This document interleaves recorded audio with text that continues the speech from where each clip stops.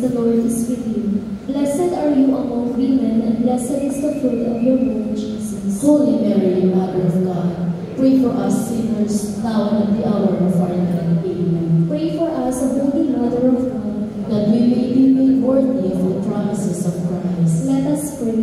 Pour forth, we beseech you, O Lord, your grace into our hearts, that we, to whom the incarnation of Christ, your Son, was made known by the message of an angel, may by his passion and cross be brought to the glory of his resurrection. Through the same Christ our Lord. Amen. Glory be to the Father, and to the Son, and to the Holy Spirit.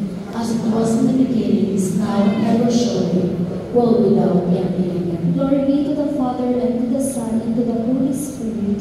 As it was in the beginning, is now, and ever shall be, world without end. Amen. Glory be to the Father, and to the Son, and to the Holy Spirit. As it was in the beginning, is now, and ever shall be, world without end. Amen. In the name of the Father, and of the Son, and of the Holy Spirit. Amen.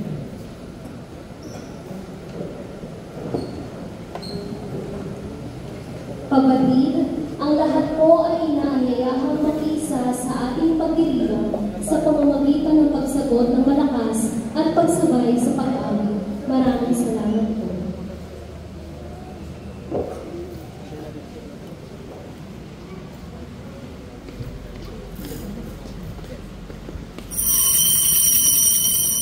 Our Mass Presider is Reverend Father Jonathan Raven Season, CRS.